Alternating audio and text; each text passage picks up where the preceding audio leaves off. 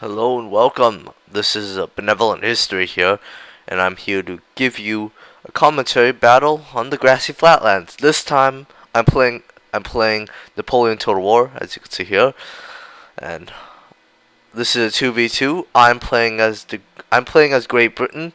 Augustus, my ally, is playing as Sweden. Skigaman is playing as the Austrians, and what was the last person? Forgot. I know Skigerman's playing as the Austrians. I think Yogi's playing as the Prussians. This is one of the few ever Napoleon Total War battles I've ever done. I don't really play Napoleon Total War that much. Anyhow, this is I believe and large funds and medium settings, normal settings is here. Let me pause it for a second. I've taken 4 units of riflemen up in front. See it? They call it fusil in French. My game's in French, by the way. The 88th Infanterie Connate Rangers, the 80th Infantry Connate Rangers Infantry, and 3 units of regular foot, 2 units of foot guards, and 3 units of foot guards. It looks like. No, 2 units of foot guards, 1 unit of Coldstream guards, and my cavalry component consists of 2 units of dragoon guards and 2 units of life guards. And yeah, my general in the back, who's just a regular general staff. So you can see the Swedish player is Augustus. He's playing as Swedish, of course. Redundant, but what the hell. I think he's taken, let's see, 1, 2, 3, 4, 5, 6, 6 units. It looks like 6 units of regular line infantry, infanterie de ligne, and 2 units of foot guards, life guard à pied. À pied means a foot. And let's see here, 4 units of Jaegers up in front. These guys look kind of cool. Well, to be honest, though, my favorite faction in this game is probably the Swedish, because I've just recently been reading up on the Swedish general, Gustavus Adolphus. Obviously, Gustavus Adolphus was not present during the Napoleonic time period. He was present during the 30 Years' War, and he basically revolutionized the combat with muskets. I think he was one of the first to deploy his men during the 30 Years' War in long lines. Because up until that point, warfare was not really was not very did not really take advantage of the musket, so to speak. Anyhow, let's see. He's also taking general staff here. What else? 3 units of lifeguards, a cheval of horse, lifeguards of horse, and 2 units of light cav, hussars. So yeah. So we will be deploying in the middle here. Obviously, when you're in any Total War game, it's best to deploy close to your lines. It's also good to deploy guard units on the flank here. See what I've done. I put my 3 guard units on the flank so that they'll come around and attack the enemy's flank there. Hopefully they'll do enough damage, because guard units in this game are really tough. A little bit of a look at them.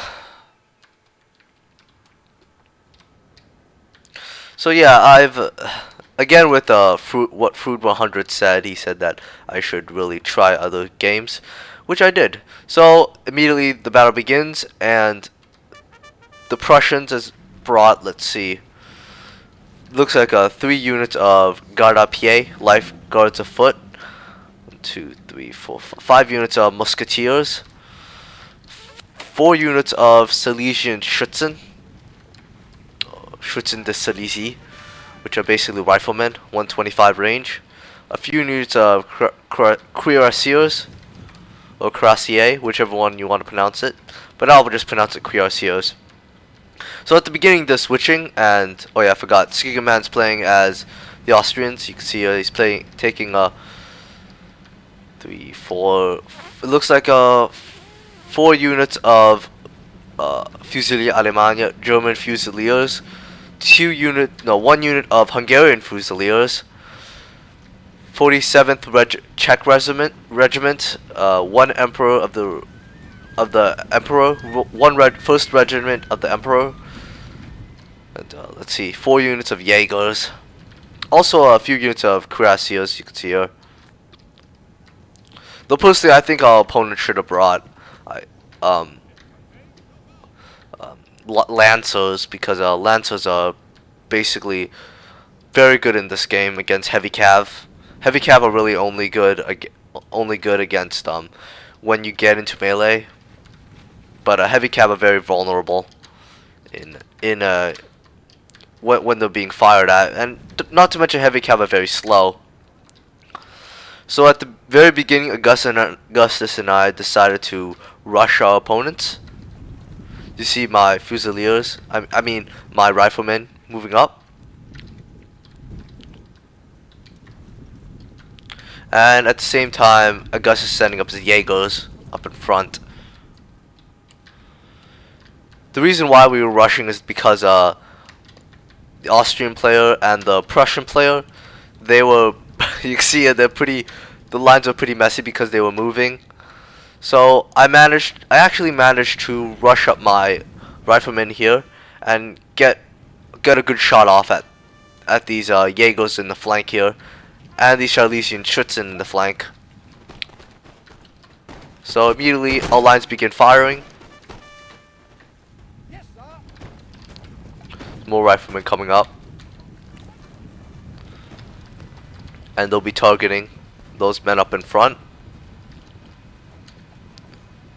They're gonna fire any moment now. Any moment now. Come on, guys.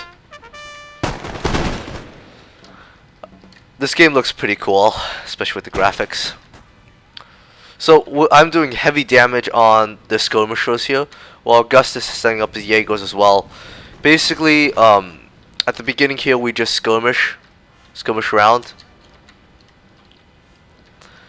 You might also notice that I placed 2 cavalry units on the flank here, Dragoon Guards, to just intimidate my opponent. I think what I should have done here was rush these 3 lifeguards in on the flank here. It would have, since Yogi wasn't in position, really, I should have done that because he didn't place his lifeguards. Once he sees my lifeguards coming in on his flank, he moves his lifeguards in response. Really good move by his part. So skirmish basically, we both skirmish against Skigaman and Yogi here. Not much to say. Just plain skirmishing. It's like, I think in this game skirmishing is like much more boring than in Rome, because I personally like Rome Total War more than this game. Well, this game is really fun. It's refreshing because yeah, sometimes I get bored of Rome Total War and play a new game. Also, I would also like to mention that whenever you're skirmishing with your opponent, it's best to place your line infantry in the behind your skirmishers, obviously, because you can see here that stray shots from his Silesian Schützen are coming in. Most of them are just flying past my line infantry here, but some of them are getting some infantry kills, which is not too much. However, what Yogi does is you can see here that this musketeer unit already got 15 casualties. Not because of stray bullets. You can see that guy just fell. Poor dude. What Yogi should have done is push his musketeers more back, so that stray bullets don't kill his men. And at the beginning of the battle, during the skirmish war, the Austrian player, as you can see here, L'Austriche, the Austrians, send in the German Fusiliers on Augustus's flank. So Augustus responds by positioning some of his infantry, though I think he should have positioned his infantry. He could have positioned his infantry better, like spread out his men, because in this game it's best to spread out your men more, like how I've done here. And you can see that Augustus's men are pretty scrunched up here, so they're not exactly taking advantage of the fact that they're not taking full advantage of the firepower that they can use. So Skigerman and Augustus here have a little cavalry scruffle here. The Austrian player will win in this fight. Skigerman will defeat the Swedish cavalry. So yeah, poor lifeguard of course. So you can see a lot of cavalry going in. I think the fact that Skigerman put his guys in box, I don't think he should have done that. Skigerman should have positioned his German Fusiliers out on the flank here. Just positioned them. Instead, he goes into melee, which is in my opinion, a questionable move. He should really be taking advantage of the fact that these musket men can just fire at the enemy. So you send these guys in melee. So looks like Sweden and Austrians here just fight it out like heck. It's a huge cavalry battle. So you see a few Austrian units out, you rout a few Swedish units you out, but Austrian will come out on top here. So if you look here, at the same time, nothing really much is happening on my side, just plain skirmishing. And so you see the Swedish managed to fight back against these Austrians. So sending in more line infantry here. And I think no, he's gonna fire. Or not, they're just gonna reload. Alright guys, do what you want. So it looks like Skigerman's general just got slaughtered there by the last remaining remnants of Augustus' cav. But unfortunately for Augustus, Skigerman is sending in more reinforcements, more line infantry, elite infantry as well. These 47th Czech Regiment is a pretty good line infantry unit. I think Augustus at this point should have really charged in all his line infantry up in front here. So you see here that Augustus gets off Augustus is placed into a very bad position. His men are scattered all over the place. At this point, he really should just pull back. Definitely, if you get outflanked like this, it's best to pull back. Cause you can see here that it looks like Augustus is panicking, and he's shooting his own men in the back. Not a very good move. While Skigerman's men just fire on. So this really comes down to a war of attrition. Oh, I also sent a lifeguard here to kill a few skirmishers because Skigerman moved all his line infantry to the right. Skigerman left his light infantry units, his Jaeger units, vulnerable for a cav strike. You want to take advantage if your opponent moves like what he did there. So you can see, unfortunately, because Augustus was put off out of positioning, the line infantry of Skigerman was able to rout basically all of Sweden's units. So all of Sweden's units are running for their puny little lives at this point. Gustavus Adolphus must be like crying in his sleep.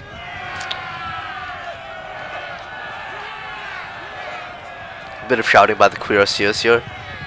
I try and send in some lifeguards in to try and help and kill these cavs so that these cavs don't rout all of Sweden's units.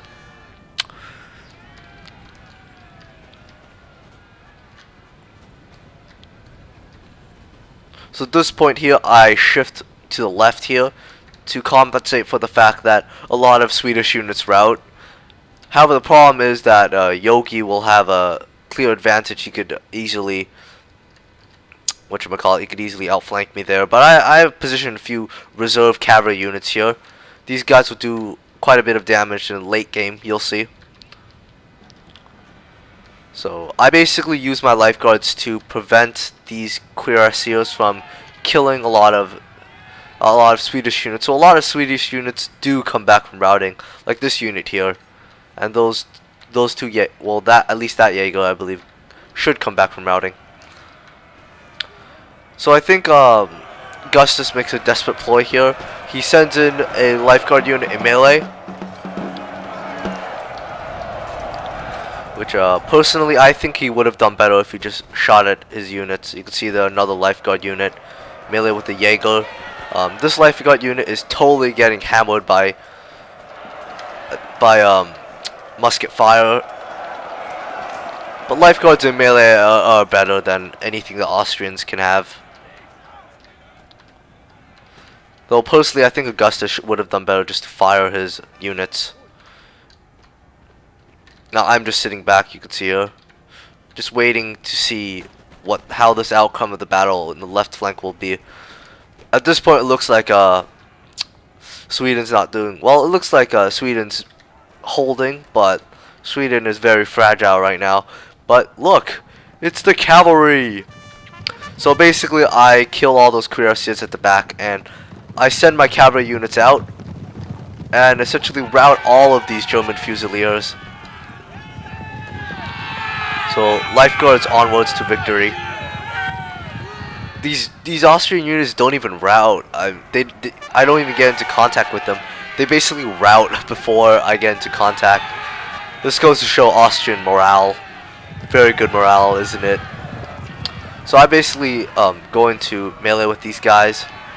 The 1st Regiment of the Emperor's Own basically rout. The Premier Regiment de l'Empereur basically routes. And my lifeguards do a bit of killing, but Yogi here positions his musketeers in square formation. He basically positions all his musketeers in square formation and totally devastates my lifeguards here. You can see there that my lifeguards are just charging into square. They're not doing very well. They all just get cut down. I also have a lifeguard here in the back. These guys get cut down by musket fire too. So at this point, because I placed all these musketeers into squares, I deem it the best time to rush up my troops. So I rush up basically all my guard units, all my infantry units at once to just devastate all these musketeers. At the same time, the Swedish player will go and outflank the enemy.